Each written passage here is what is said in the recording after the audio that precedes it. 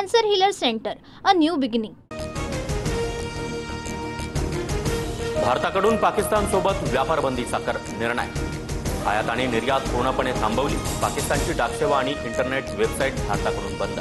तर पाकिस्तानी झेंडा असणाऱ्या जहाजांना देखील भारतीय बंदरावर नो एंट्री. पीओकेमध्ये भारतीय हल्ल्याच्या भीतीने 2 महिन्यांच्या राशनसाठी दुकानांवर गर्दी. बंकरची साफसफाई सुरू. मदरसे तात्पुरते बंद. तर फटाके, संगीत, लाऊडस्पीकरवर देखील बंद.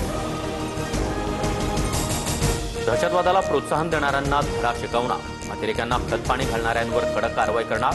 पहलगाम हल्ल्यानंतर पंतप्रधान नरेंद्र मोदींचा पाकिस्तानला इशारा. दहशतवाद्यांविरोधातल्या पुढच्या ॲक्शनसाठी भारताची तयारी. नौदल प्रमुख दिनेश त्रिपाठी यांची पंतप्रधान मोदींसोबत बैठक. पहलगाम हल्ल्याच्या पार्श्वभूमीवर दोघांमध्ये चर्चा. जम्मू काश्मीरचे मुख्यमंत्री ओमर अब्दुल्लांनी पंतप्रधान मोदींची भेट घेतली. दोघांमध्ये 20 मिनिटं चर्चा. काश्मीरमधील परिस्थितीची मोदींना माहिती दिली. सिंधू नदीच्या पाण्यावर भारताचा हक्क. हा गांधींचा देश. पाणी बंद करण्याची धमकी दिली, मात्र त्यांना मारणार नाही. जम्मू काश्मीरचे माजी मुख्यमंत्री फारुख अब्दुल्लांचं पाकिस्तानला प्रत्युत्तर. भारताने सिंधू नदीवर धरण बांधून पाणी अडवल्यास हल्ला करणार. पाकचे संरक्षण मंत्री ख्वाजा आसिफची भारताला पोकळ धमकी. सिंधू नदीसाठी आम्ही टोकाची भूमिका घ्यायला तयार. सिंधू जलकरार रद्द केल्यानंतर बिलावल भुट्टोचा चळखळा. भारतीय नौदल लढाईसाठी सज्ज. भारत 7 मे रोजी अरबी समुद्रात क्षेपणास्त्र चाचणी करणार.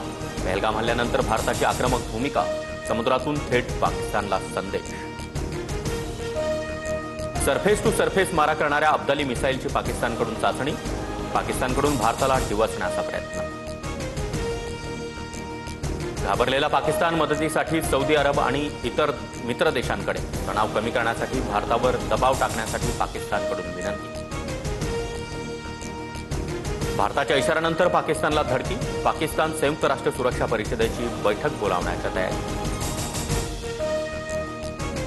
पाकिस्तानचा सूचना मंत्री अताउल्ला तरा याचं देखील ट्विटर अकाउंट भारतामध्ये बॅन.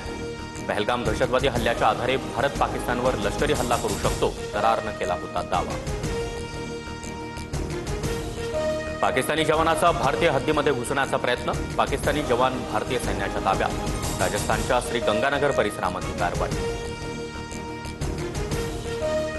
राजौरी हल्ल्यातील 2 दहशतवाद्यांची एनआयएकडून चौकशी.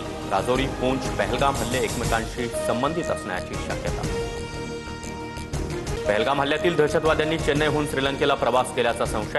भारतीय तपास यंत्रणांच्या अलर्टनंतर सुरक्षा यंत्रणांकडून कोलंबोमध्ये विमानाची झडती.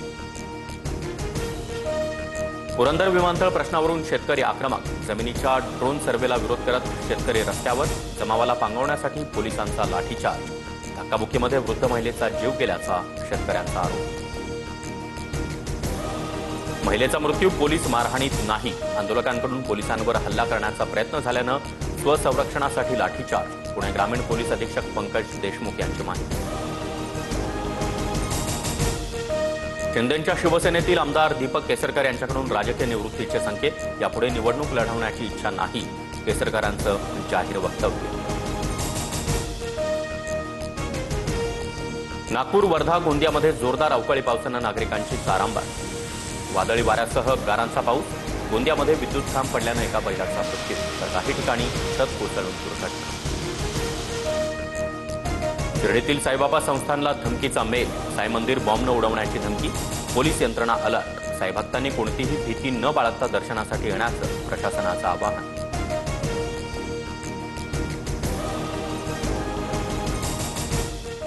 Cancer Healer Center, a new beginning.